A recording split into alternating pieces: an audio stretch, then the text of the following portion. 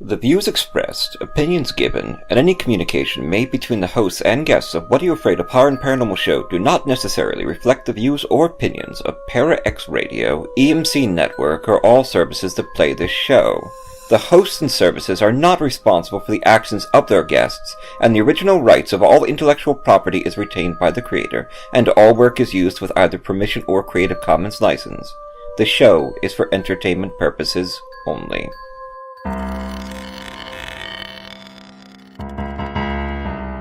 I'm horror author T. Fox Dunham.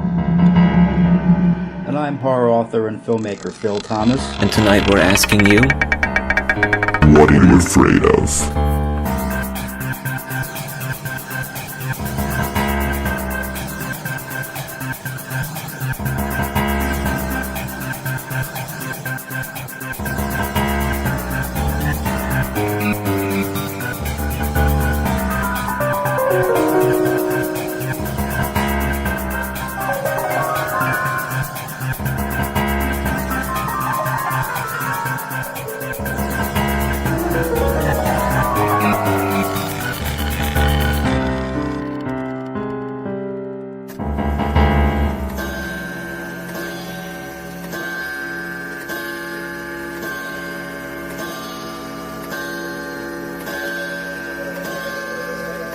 Philadelphia's horror home with hosts T. Fox Dunham and Phil Thomas. So Phil, did you get abducted by aliens since our last show? It was a close call. It was a close call? It was a close call, yeah. Almost. Almost? I ran for my life. They gave chase, but I got away. You mean the ship just kind of missed you? It kind of missed me, yeah. Huh. I mean, I think I got partially lifted, and then eventually I fought hard enough, and I got away. Okay, well that's good. Yeah, so... That's good. Now, were these aliens, or were these actually police officers and you were just drunk? Yeah. You know what? Thinking back, it might have been just police officers. I might have just had too much to drink. Who knows? Okay, I'm not sure what upsets me more. But, let's... Okay, so we like the cops. Cops are good people. I know. Right. Okay, well, that was a fun show, though. It was a great show. It was a wonderful show. Never done one on aliens before, and that was our first time. Yeah, we did that because of Alien Zones of Silence, right? Exactly. Which is on Netflix right now. Go check that out. Good flick. Wonderful interview by Andrew Fowler, and that written interview is coming. That's right. Yes. So that was pretty cool. That was a great time. I really enjoyed it. Yeah. And that was episode 75. It was 75, and this is episode 76. Yes, he met a ghost in Gettysburg. 76 episodes. Wow. Here we are, Philly's home for horror. We met a gentleman in Gettysburg when we were hanging out with Mr. Mark Nesbitt, Mr. Ghost of Gettysburg. That's right. He's the guy down there. And if there was another guy that was Mr. Ghost of Gettysburg, it would be Don Allison. And let me tell you about him. He did a book called I Met a Ghost in Gettysburg, which is not hard to do. Well, yeah, I mean, I've met a couple, actually. Yeah. I met more than one. I've explained the story a couple times before on the show. Mm-hmm. I had one actually knock my hat off my head when I was staying in one of the rooms at the Colton. Mm-hmm. And there was no other explanation for it. There was something there. Well, it was a bad hat, Phil. It was a bad hat, yeah. So I've got a lot of, I've gotten EVPs there. I've gotten photographs. So, yeah, I mean, it really is a hotbed for activity. It is. At Gettysburg, it's everyone, or at least most people know, that it's probably one of the most, well, it definitely is one of the most haunted, if not the most haunted place in the United States. And we say that with pride. Exactly, yeah. He's Mr. Don Nelson. Okay, after years of experiences he couldn't rationally explain, this award-winning newspaper editor and columnist decided to search for answers. He's a lifelong resident of Williams County, Ohio, where the historic home he shares with his wife Diane is located. And he's on the show with us to talk about his book, I Met a Ghost in Gettysburg. How are you tonight, Mr. Allison? I'm just fine. Glad to be on with you. Well, like I said, we met you in Gettysburg. Yeah. We were down in September. Was it September? Yeah, it was September. Yeah, it was September 16th or something. It was like for that. our October stuff, yeah. Yeah, it was like mid-September. Yeah. God, I can't believe it's been that long already. It has been. This is February. And he was in the bookshop, and he saw us setting up to do a show, and he showed us his book, and he asked us if, we talked if we could come on sometime. We always need talent. Yeah, we do. Especially the ghost hunting kind. Especially a gentleman of his journalistic integrity, his education, and his skepticism, which I found the most impressive part of, I did too. of Mr. Allison. Yeah, I both thought that was really cool. Yeah, I'm interested in people that are skeptics. Mm-hmm. Right. And when something happens and they can't explain, it's almost like a shot to the head. Like, right. It's like, how do I, how to explain this? Mm-hmm. You know. And he's got it. He's got it down. Yeah. That's what I like. That's what I like about the story. Yeah. So, Mr. Allison, could you share with us a bit of your background as a journalist? I became interested in journalism back during Watergate. I was a high school student, and I was fascinated by the politics of it all, and decided that's what I wanted to do as a life's calling, and it's been quite a ride for me. It's been a great career. Excellent. During Watergate, so wow. Wow, that was the time to get interested in journalism. Kind of a rock star type of career, really, at that point. When I studied, I had a counselor in college who tried to talk me out of the field. He said, only about one person out of 10 who graduates with a journalism degree actually gets a job in journalism. And I didn't care. That didn't deter me, and I persevered. And he's a paranormal journalist too. That's what we call ourselves. We're not ghost hunters. We're parajournalists. That's right. We're not ghost hunters. Yeah. We're here to report the story. And that's more like myself. I've done some investigating, but that's not primarily my focus or really my skill set. Mm-hmm. Right, exactly. So we're more about writing about the stories we encounter and letting others do the investigation, and also taking the burden of proof, quite honestly. That's right. And talking to other people we've actually been to investigations. Right, yeah, several. We just talk to those people about what they're finding. We're not actually doing it ourselves. So, I mean, I like our role, though. I think our role fits us perfectly. Yeah, definitely good for doing a show. Yeah. Yeah, I mean, I've done ghost investigations before personally. Mm-hmm. Actually, I think I've ever asked you before. Have you ever done any, like in the past, or? Yeah. Okay. Yeah. You have done them. Okay. Yeah. I don't think I've ever asked you that. We have a few segments from his book, I Met a Ghost in Gettysburg, that was recorded by David Walton, our British folk singer. We'll begin with one of those now on What Are You Afraid Of? Horror and Paranormal Show on Parax Radio on Friday nights, and find our website at www.whatareyoufraidofpodcast.com. And this is David Walton, part 1 of I Met a Ghost in Gettysburg. I Met a Ghost at Gettysburg, a journalist's journey into the paranormal by Don Allison. Copyright 2015. Read by David Walton.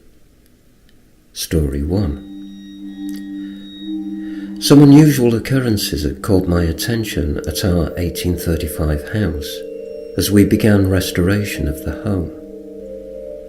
One afternoon, as Diane and I were working in the yard south of the house, John Guillaume stopped by. John told us he had rented the house for nearly 24 years, and he then asked a most unusual question. "Do you know the house is haunted?" I bit my tongue at that point, resisting the urge to share the first thought that came to my mind.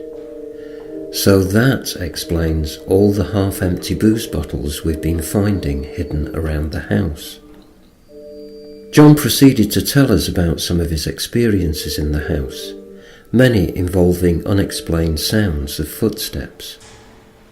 One scenario that was repeated many times, he said, involved someone running on the top floor, from the south bedroom, through the middle bedroom, across the hall and into the north bedroom, culminated by a slamming door.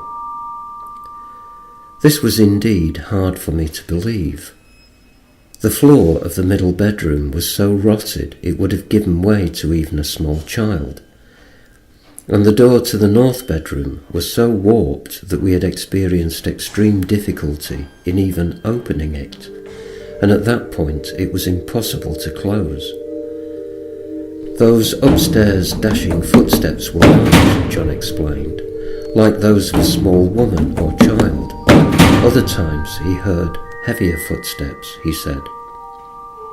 John said another of his frequent experiences involved the sound of marbles.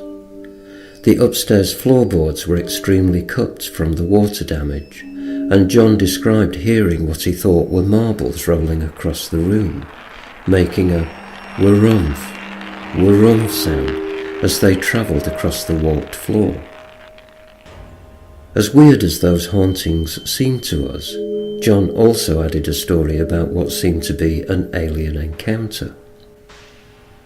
He looked out of the bathroom window, he said, and saw two strange beings on the back porch looking back at him. He described them as having large heads, prominent eyes, and elongated arms and legs. When they saw him at the window, John said, the beings ran off into the cornfield beside the house, not making a sound. At this point, any inclination to believe his earlier stories evaporated. Ghosts were a stretch in their own right, but voyeur aliens as well? After John left, I shared my half-empty booze bottle comment with Diane, and we had a good laugh. So he believes the place is haunted? Good Lord, I thought. For a couple of weeks, I continued to enjoy quite a good laugh at John's expense, like we're going to experience ghostly footprints and invisible games of marbles, I thought. Then, one evening, I was working in the living room. It was after dark, and since we did not yet have electricity to the house, I was running a generator outside to power a work light and my circular saw. I heard what sounded like light running footsteps in the south bedroom. Then I heard them overhead in the middle bedroom and across the hallway into the north bedroom. And I heard the door close. Okay, I said to myself, what is this? I grabbed a flashlight and headed up the main staircase to the upstairs hall. The door to the north bedroom that I distinctly had heard close remained open. And I saw no living creatures. Nothing seemed to have been disturbed, not even the dust on the floor. As I flashed my light into the middle bedroom and looked at the rotted floor, I realised no person could have made it across without crashing through to the living room below. I went back downstairs and then up the back staircase to the south bedroom. Again, my flashlight beams revealed nothing. Shaking my head, I tried to come up with a rational explanation. I wanted to think a raccoon was in the house. Openings remained through which a raccoon could gain entry, I thought, but I knew these were not raccoon footsteps I heard. I've been around animals all my life, and these had not been animal sounds. No scratching or nails or scurrying feet. No. These were the firm, quick steps of a small woman or a child, just like John had described. I worked a while longer that evening, hoping I'd hear those sounds again and determine the source, but I had no such luck. It seemed that every couple of weeks or so, as I worked that winter, I would hear footsteps. Upstairs if I was working downstairs, I would hear the light, quick steps. But downstairs, if I was working upstairs, I would hear the heavy, measured footsteps of what sounded distinctly like a large man wearing boots. In one instance, which I recall quite clearly, I heard the sound of the front door open and a man walk through the living room and into the dining room at the south end of the house. I had heard the front door open but not close. Yet, when I came downstairs to investigate, the door remained closed, and the footsteps clearly had stopped in the middle of the dining room, but no one was there.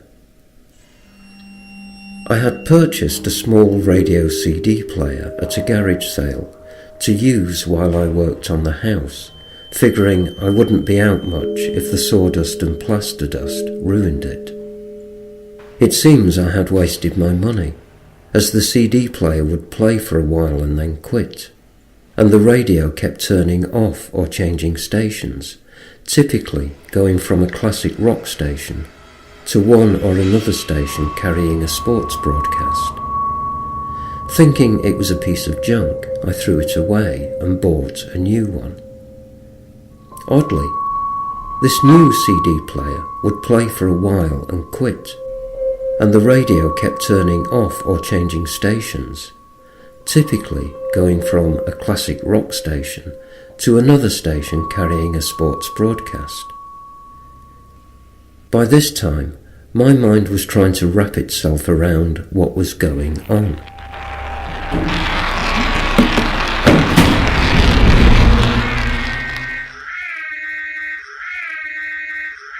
Are you haunted by shadow people in the middle of the night? Do you secretly love all things creepy and spooky, enjoying ghost stories and horror fiction from the best storytellers? Do you have a true ghost experience you want to share, but no one will believe you? If yes, listen to the professionals on What Are You Afraid Of? Horror Paranormal Show Friday nights at 9 p.m. on Para X Radio and at www.whatareyouafraidofpodcast.com. What Are You Afraid Of on Para X? Our creepy and demented hosts are on call to provide you with all your spooky needs with true ghost stories, interviews, indie music, and new horror fiction. We are ready to scare you. Para X. Mercy, a new horror medical thriller from author T. Fox Dunham, published by Bloodbound Books. Based on the author's horrific battle with a rare form of lymphoma that involved intense chemotherapy and radiation, Fox turns the horror of his experience into terror on the page. William Saint is dying of cancer. On most days, death seems like a humane alternative to the treatment. Stricken with fever, William is rushed to Mercy, notorious as a place to send the sickest of the poor and uninsured to be forgotten, and finds the hospital in even worse condition than his previous visit. Willie's memories faded. He grabbed his sack head, the sack head of the scarecrow, picking at the exposed chicken wire to hold them in. However, the memories fell out of the holes in his face. They wormed and crawled from the leather flesh and the old clothing of the scarecrow, then squirmed and wiggled down his body. The grounds are unkempt, the foundation is cracking, and like the wild mushrooms sprouting from the fissures of decay around it, something is growing inside the hospital. Something dark. Fangoria gives Mercy 3.5 out of 4 skulls. Dunham has channeled his many brushes with the other side into the exquisitely rendered, lyrical, supernatural hospital thriller Mercy.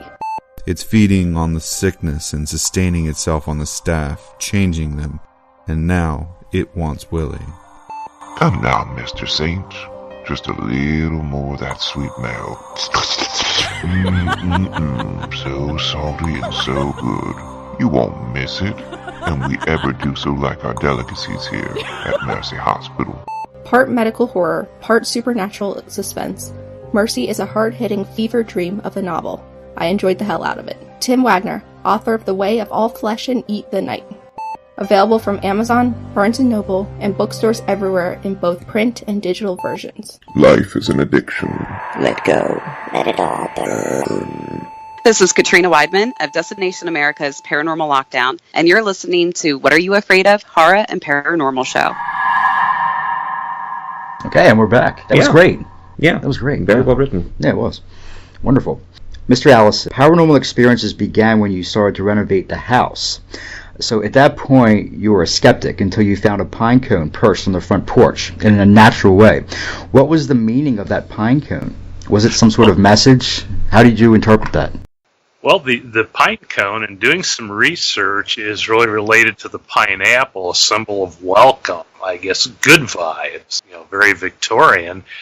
That's kind of what I felt with the house, were some very good vibes. That pine cone was in connection with an experience I had early on where I went to close the front doors of the house. These are large mahogany doors. They're on very good hinges. They close quite easily. And actually, one of the doors was yanked out of my hand, and that got my attention. Wow. So it was like an external force? Just pulled the door right out of your grasp? It was basically like somebody, I could feel the force of it, like somebody grabbed the other side of the door, grabbed the handle and the knob, and pulled it shut. Wow. So that's definitely a wake-up call. Yeah, it is. Yes. Yeah. How did you explain it at the time to yourself? Did you rationalize it? I looked all around, checked the hinges, checked to see what in the world caused the door to do that, but I knew in the back of my mind that no, this was not natural. And that's really what led to then starting to do some research and, the pine cone and some more of the history of the house. Before your experience rebuilding your home, did you ever have any encounters with ghosts or the supernatural? I had some things happen earlier in my life that I really didn't attribute to the supernatural, but looking back, I do. I had a very, very odd happening, and It occurred right in front of the house where we're now living and restoring. I was on my way home from a late night meeting. On my way to the meeting, I had noticed a set of car lights pop up. I had never noticed that the road had a dip near this house. On the way home, as I'm approaching the house, I just felt this, I can't really put it into words, not a voice, but just almost a command internally to slow down. I slowed from probably 60 miles an hour to maybe 30 or 35. And just at that time, a car was passing another car in my lane. Had I not slowed down, this was on the other side of the hill. It came to the crest of the hill. Had I not slowed down, I am certain I would have had a head-on collision. Oh, wow. At a high rate of speed. That left me breathless, just shaking. Breathless just hearing about Yeah, I would have been too. Yeah, exactly. Wow. And this was years before the house came on the market and before we bought it. But it happened right in front of this house. Right, so it sounds like you had a bit of a destiny there. Yeah. So, I mean, I understand what you're saying. I've had jiggling doorknobs happen to me, too, in haunted locations and doors that were kind of pulled out of my hands. So I know exactly what you're talking about. Yeah.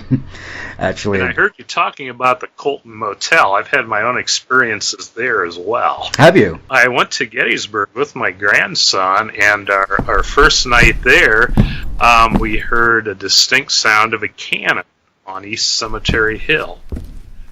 Civil War cannon, very distinctive. I do some living history. He's gone with me, and he recognized it as a cannon. Before I said anything, he did. Later in the evening, we heard somebody walking around in our room, walking back and forth and jiggling the hangers, the clothes hangers. Can I ask you which room you were staying in? Because I know there's one room right at the far end that's notorious for having a lot of activity. The one that I was in was actually behind the swimming pool. Okay.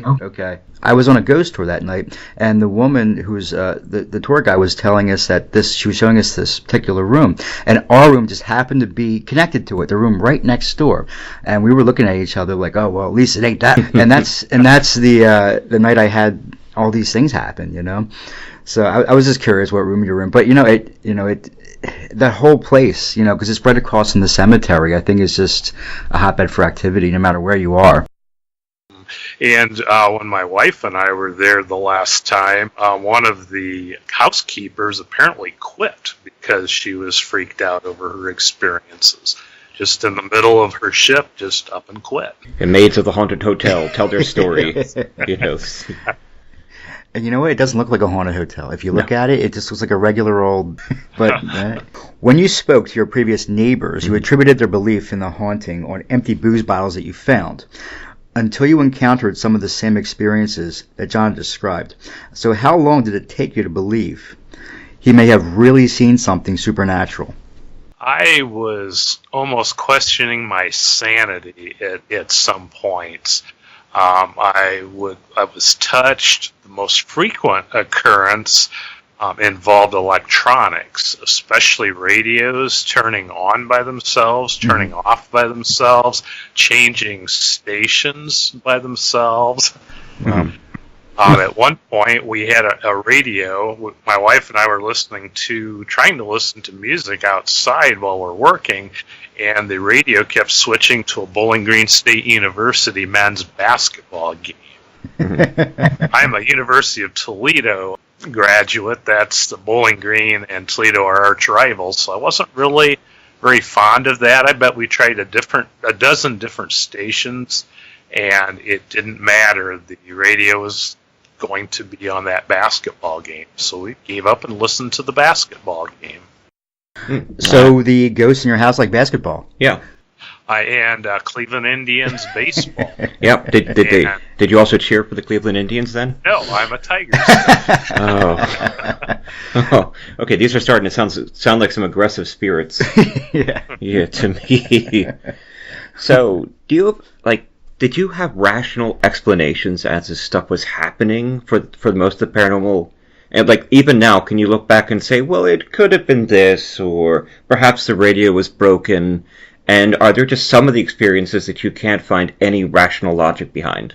Quite a few. There are a couple of experiences. One was the wind coming through an odd gap in the house, and another one, it sounded like marbles rolling across the warped floorboards. It turned out it was vibrations caused by semi-trucks braking for the curve.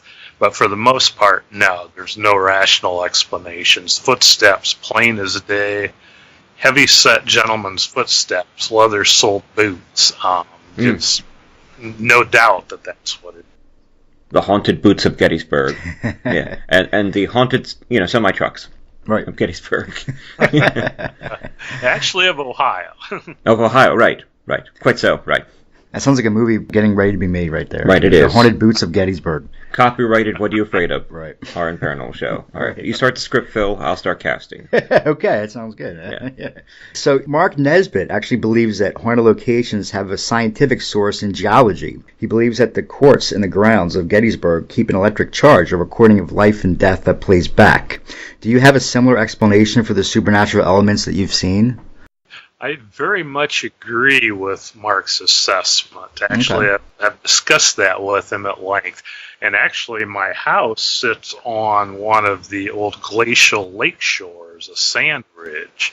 There again, quartz. Now, whether that plays a role, I don't know, but I would not be surprised if it does. He was talking about piezoelectric effects being in the quartz and almost recording like a hard drive, these mental, spiritual impressions that we have when we live and die, especially in areas of death where a lot of the electrical energy is released on death, and in a location such as Gettysburg where so many people died. And, it could explain why houses are so connected to death. And then I've heard other paranormal investigators talk about the various kinds of pipes in people's houses, acting like conductors and doing almost the same thing. Interesting. Yeah, so That's an interesting assessment, yeah. Yes, I mean, it could be. Personally, I think it takes all the fun out of it, but but who will be to question with Mark Nesbitt? And I do tend to agree that there is science behind all of this, in one form or another. Well, I mean, I believe that we're made up of energy. So Right, yeah. when someone passes away, that energy gets released. Basic thermodynamics, energy Yeah. can be neither created nor destroyed. Right. So where's the energy go? Right. Of course, it could just evaporate. It Like could. kinetic energy. Yeah.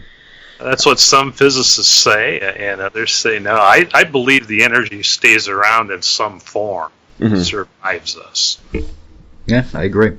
I would hope so. There's too much evidence. I mean, it's... We have no reason to not think. Who's the programmer, Pascal, who he had a theorem that there's more benefit to believing in an afterlife than not believing in one? I totally agree with that. Even Stephen King himself, when asked, said it's not necessarily afterlife, but he said that he chooses to believe in God or a higher power. Right.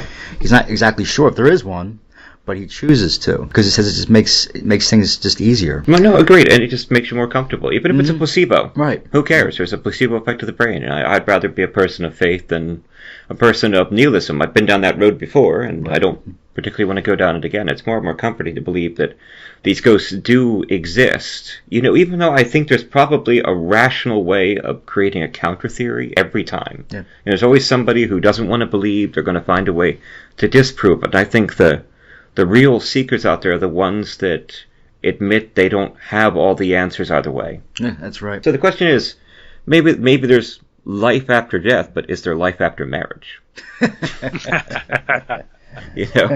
Something I'm endeavoring to find out. They've been trying to prove that for years too. I've joined the happy seekers. But Exactly. but speaking of my marriage going bust, we're going to be at the first annual Paranormal Expo at the Selma House, the Selma Mansion in Norristown, Phil. Mm-hmm. I know, I can't On wait. June 9th and June 10th. It's from 10 a.m. to 6 p.m. We got a table down there. Admission tickets for the event are $10 per person. They're going to have several lecturers. All the lectures are free. You basically buy the tickets and get in. And they've got some really incredible ghost hunters and speakers coming down to talk about the paranormal. And they're doing a paranormal investigation sold separately for $40 on Saturday, June 9th.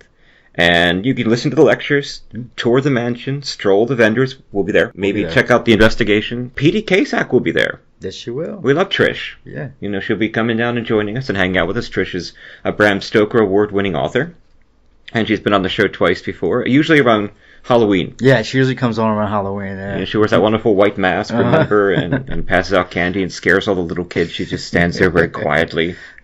She enjoys that. Oh, yeah, she does love that, and we love having Trish around. And hopefully we'll get some ghost stories and interviews down there at Selma, and we'll have information up there on the website at www.whatareyouafraidofpodcast.com, where you can find all sorts of expanded material from the show. Yeah. Page for each show. All the shows are on there, which would be 76 at this point. A bunch of ghost stories that have been narrated by our voice actors, plus links to your movies. Right, yeah, short films that you've done. Are you working on anything now, Phil? We're just editing up something we shot. It's been a couple months ago, but we're just kind of finishing up and editing it. To be honest, what I'm kind of focusing more on now is my book right now. Your book, yeah. It's really kind of at the forefront of my focus. You know, after that's done, I'm going to go back and do these other projects a little more frequently, like the short films and, you know, any other screenplays I want to start working on. But right now the book is taking precedence over almost anything, you know, as far as projects go.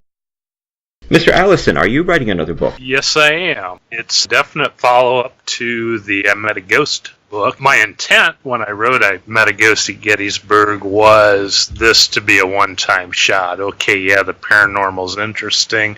We should look at it, but I wasn't looking to make it a life's calling or even do a sequel. But my experiences since then, the book has opened some incredible doors to, and I have learned much more since the book came out than I did in my research for them. What publisher do you go through again? Well, actually, Faded Banner Publications, and I am the publisher of that publishing house, my wife and I, but we do books by other authors. I try to make it as professional as possible, have professional proofreaders, experts in the various subject areas that we work in. Very nice. Very nice, yes. Are you still working as a journalist now? Yes, I am. I'm semi-retired. I was editor of the Daily Bryan Times newspaper for many years. I'm currently senior editor. It's really a fun job. I get to sort of pick and choose what I'd like to do. I still write my weekly column.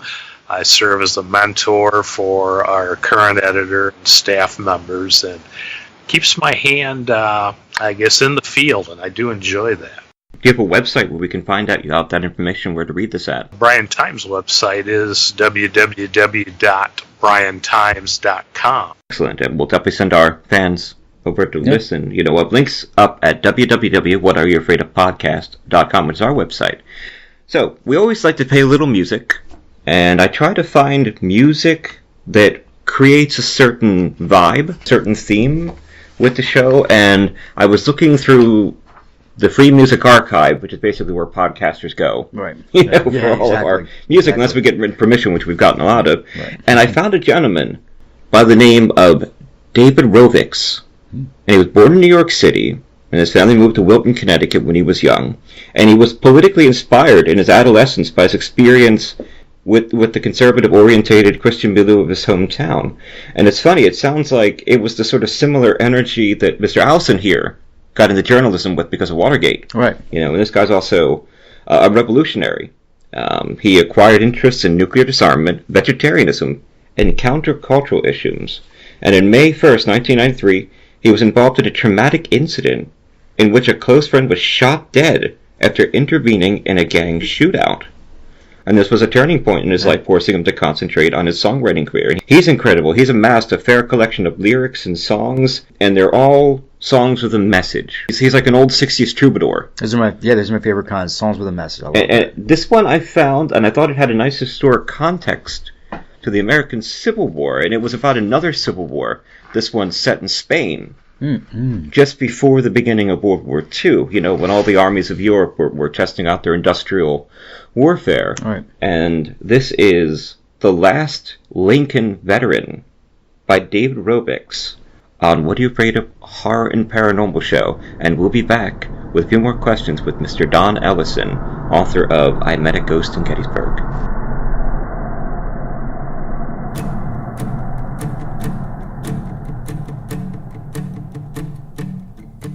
They were old when I was young, now they've all but passed away. Now it's just a second-hand memory of the day when from all around the world they sailed off to Spain to fight against the fascists, where so many men were slain.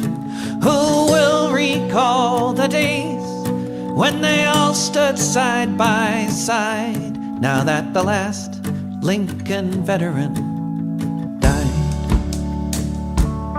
Beside Martin Luther King, or in a veterans parade, you could see the men who made the journey to join the 15th Brigade.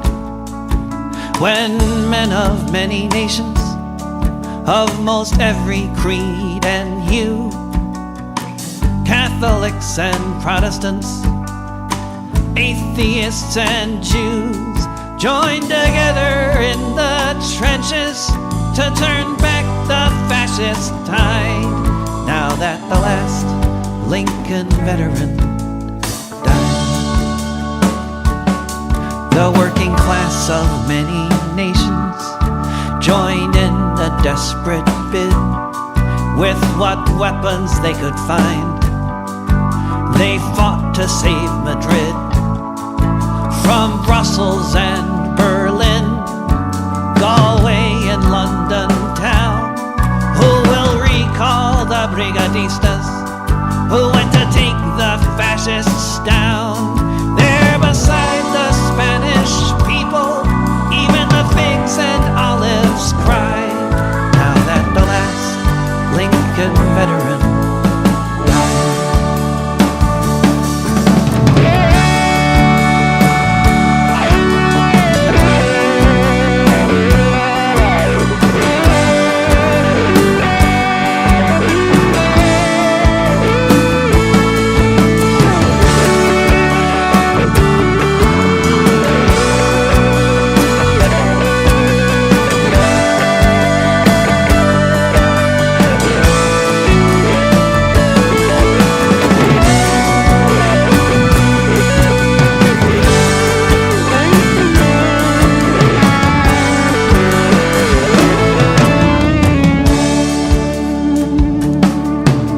Republic had the people, but the fascists had the tanks.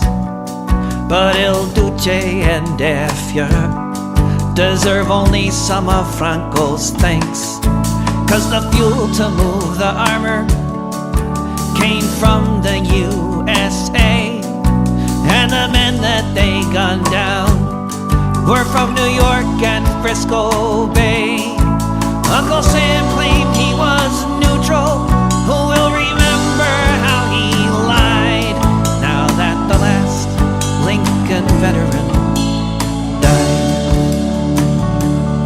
They say people get conservative the older that they age. They say that being radical is just a useful phase, but the finest communist I've known lived to 95, and he spent his whole life striving for humanity to thrive. To forget these fallen heroes is something I cannot abide, now that the last Lincoln veteran died. Now that the last Lincoln veteran died.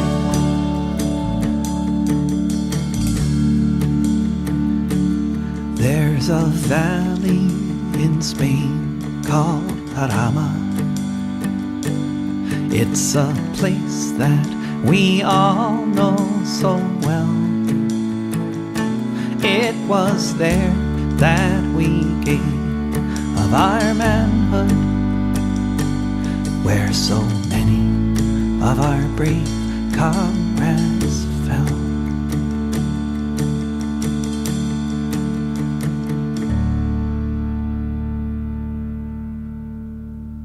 You're listening to the Electronic Media Collective Podcast Network. Yeah, it's a mouthful. For more great shows, visit electronicmediacollective.com. Caliburn Press, LLC is a Madison, Wisconsin-based publishing company owned and operated by Alan Ledden. Caliburn works with talented writers, artists, editors, and marketers throughout the United States, and you can find their books through their many imprints that include Damnation Books, Eternal Press, Malaferia Press, Ciento Sordida Publishing, and Spiro Publishing. Please visit their website at sites.google.com/site/Caliburn Press LLC/home, or Google Caliburn Press to check out their growing list of titles on Amazon.com, BarnesandNoble.com, and any other place fine books are sold. My name is Greg Bakken.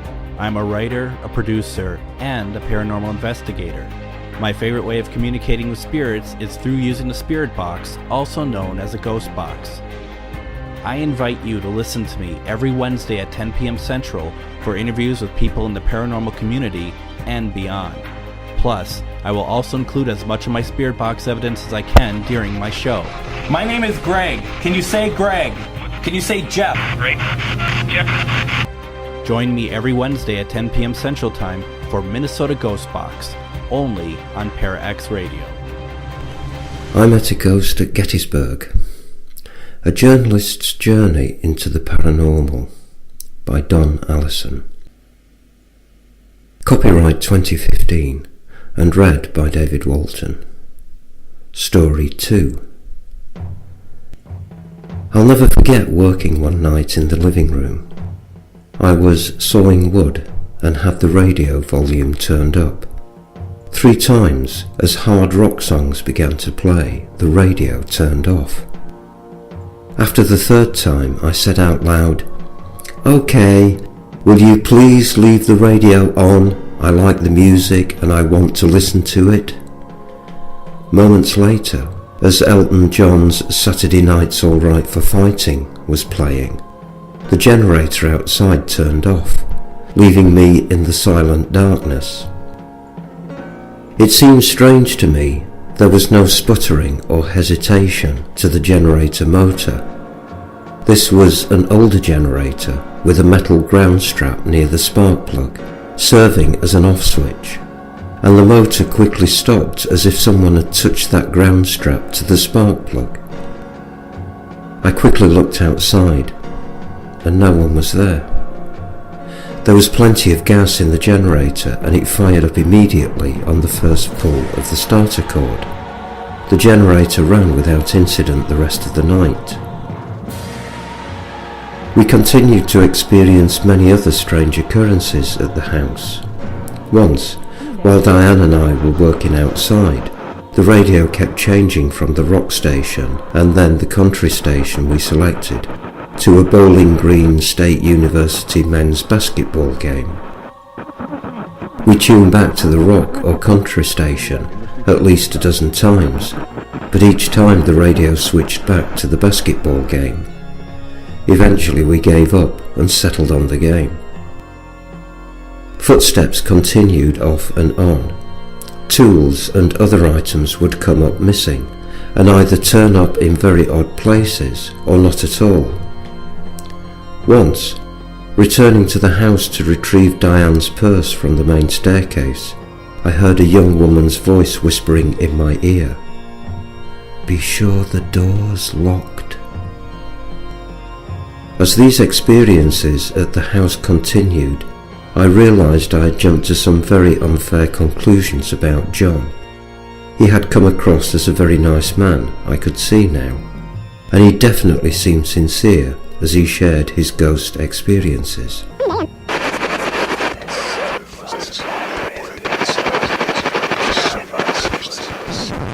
Hi, I'm David Walton, and I drop whatever I'm doing to read whatever Fox and Phil demand of me.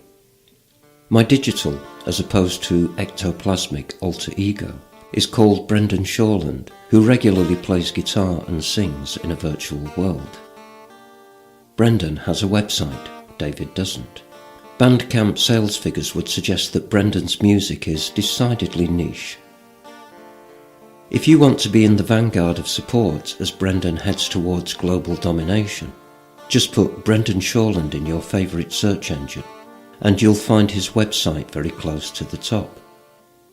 You'll see what the human looks like, and you can check out the Listen to a Song page to access Brendan's unwillingly private world of creative output. Yeah, David Robeck sings people's history to life. His songs can be funny, poignant, or outrageous, but they never fail to inform and inspire. These provide a brilliant soundtrack for educators who seek to nurture students' empathies. That's one of the things that was said about him. That's something I could see myself sitting there listening to while reading a history book. Mm-hmm. Yeah, it sounds about the Spanish Civil War. Yeah. Against the fascists, Franco and the fascists. Right. So it was a very trying time, and you had the different powers of Europe lining up on either side. Well, we're back with Mr. Don Allison, and he's been telling us some wonderful stories, and the great thing is, this is just part one. He'll be back next week on part two. That's right. Yeah, so Don, you had a strange dream one time about your grandfather. Could you tell us about that, please? That was an experience that really left an impression with me and really has left me wondering about our connections with our ancestors. But my wife and I had recently moved to our house, and I had a dream that I encountered my grandfather in downtown Bryan outside of a restaurant that my uncle had formerly owned. My grandfather was dressed all in white overalls and a white shirt. He never dressed like that. He ushered me into the restaurant. We sat down at one of the tables. There were two women there. I did not recognize them, but I felt like I knew them. They were dressed in probably early 1960s style, glasses, dresses. And my grandfather and these two ladies were talking, but I could not hear them. I just knew there was a conversation going on. And after a while, my grandfather looks at me. He pointed emphatically to his crotch. He's seated across from me at the table. And I'm thinking, all right, my grandfather is probably telling me a dirty joke. I was 14 when he died, and I knew he had kind of a racy sense of humor, but he never showed much of that to me. and I woke up, and the dream was just so real. And I don't typically dream of my grandfather. And I just was kind of left sort of stunned and almost a little bit out of it. I wondered what this was about. Well, I got to work that morning. I received a call from my mother, and it seems that my father had been taken by emergency ambulance into the hospital, suffering from a very severe infection that turned out to be sepsis. Mm-hmm. Now, my mother's downplaying this, that no, you don't need to come up here, you don't need to leave work. Well, I knew exactly what the dream was about. My grandfather pointing at his crotch. I said, no, Mom, I will be there. It turns out my dad was very lucky to survive at his age with a severe sepsis. Yeah, sepsis, blood disease, blood infection that kills you. Infection. Exactly, and I was able to spend the day being very helpful. My parents at that point were in their late 70s. I'm very lucky they're both still with us. That experience has really left me wondering, and I've read other accounts of other people having similar types of occurrences. Dreams being visited by somebody who has just died when the dreamer does not know of the death. It's a common trope in folklore. Yeah. That kind of thing where it's either someone's about to die or someone has died, and they're coming to say goodbye. Yeah. In some way. Yeah, I had another dream since my book came out where I dreamed that I did a road trip with a very, very dear friend of mine who had died, would have been over a year prior to this, but it was very strange because I then, a few days later, made a trip to Gettysburg, took part in some paranormal investigations, was able to make the acquaintance of a number of mediums. One of the mediums saw me talking on the field to our historian guide who had on a Detroit Tigers cap, which may seem neither here nor there, but after I'm talking to the historian, she says, "Excuse me, can I tell you something?" I said, "Sure." She said, "You have somebody with you." And I'm looking at her like, "What?" She says, "Yeah." She said, "At first I thought he was a dead tourist, but then he said, no, I'm with him," and laughing and saying, like, useless information, and making fun of me. Well, I had a good idea who this friend would be, but I thought, how would this medium know anything about this gentleman? He was a World War II veteran, flew in B-17 bombers, but the odd thing was he served on a crew with 5 fellow crew members from Gettysburg. Oh, wow. Nice. And the way she described him later, I asked her some more detail. The way she described him, it had to be my friend. I had just dreamed about him days before, and then this happened in Gettysburg, and she told me details that there's no way she could possibly have known. She was a positive, kind of content medium? Yes. I love a happy medium. Yeah, me too. Nice. Very happy medium. Very happy medium. That's just been incredible. We can't wait to get you back on the show next week. Yeah. You know, great. What Are You Afraid of Horror and Paranormal show? We're on all major podcast services, including now Spotify, iTunes, iHeartRadio. I mean, you name it, we're there. We're there. If we're not there, tell us. We'll get on there. Yeah. You know, we're on Para-X Radio, Fridays at 9. And just a warning to all the audience that's now tuning in right now on Para-X Radio, and they're looking for Strange Things Radio. Looks like Strange Things Radio has moved to 11 o'clock for an hour or so. So the boys will be there. Yeah. And you just give them a little time, you know, and enjoy an encore episode of whatever. Yeah. On Pararex Radio, just letting you know, Strange Things Radio will be on at 11, from what I understand. So, little schedule change. Everything's always changing. Yep. At Pararex Radio. Revolving around, yeah. Yes. But this has been wonderful, and the book is called I Met a Ghost in Gettysburg by Don Allison. You can find that on Amazon.com. We'll have links for that up at the website at www.whatareyoufraidofpodcast.com. And Mr. Allison will be back in episode 77. Well, thank you, sir, for coming on the show tonight. Well, thank you. I look forward to coming back. And we look forward to seeing you in about 3 minutes. We always do that. Well, this has been T. Fox Dunham. Yeah, and this is Phil Thomas.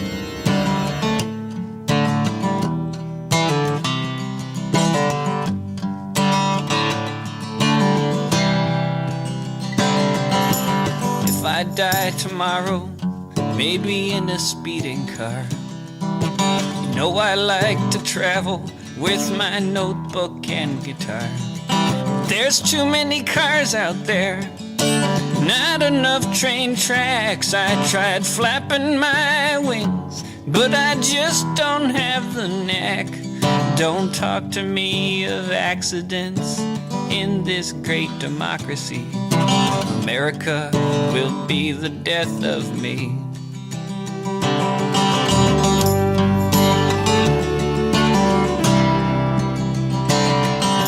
If I die tomorrow, my body blown apart by some child with a shotgun, raging fire in his heart, killed in some concrete jungle war zone by some kid who never learned to write, raised by desperation and surviving the long night in the wrong place at the wrong time in this land of opportunity. America will be the death of me.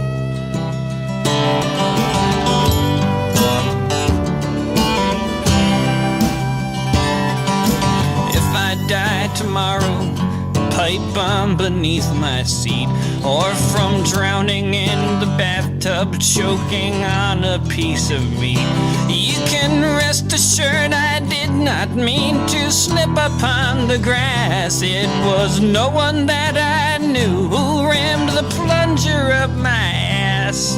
It's just that I was told to speak freely. America will be the death of me.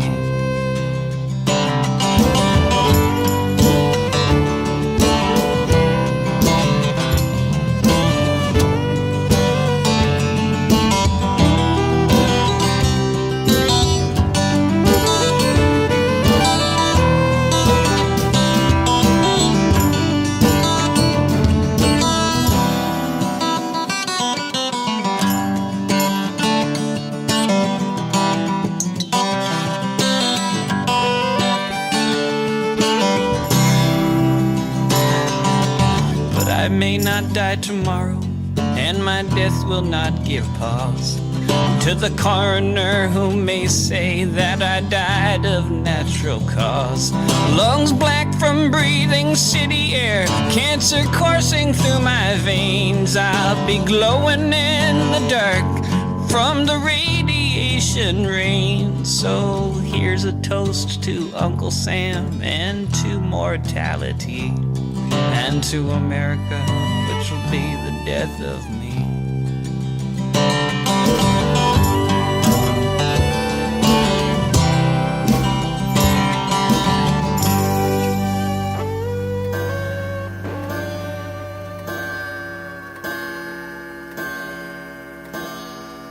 She was a positive, kind of content medium? Yes. I love a happy medium. Yeah, me too.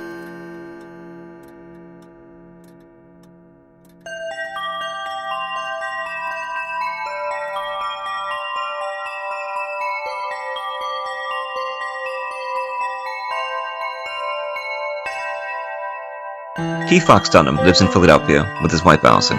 He's a lymphoma survivor, cancer patient, modern bard and historian. His first book, The Street Martyr, was published by Gutter Book, a major motion picture based on the book is being produced by Throughline Films. Destroying the Tangible Illusion of Reality or Searching for Andy Kaufman, a book about what it's like to be dying of cancer, was recently released from Perpetual Motion Machine Publishing, and Fox has a story in the Stargate anthology, Points of Origin, from MGM and Fandemonium Books.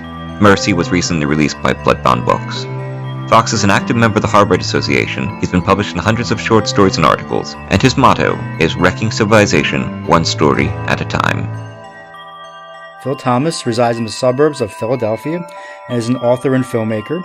His screenplays have been produced into feature films such as False Face and Always from Darkness that are available in major retailers such as Best Buy and Target, as well as availability on Netflix and Amazon On Demand.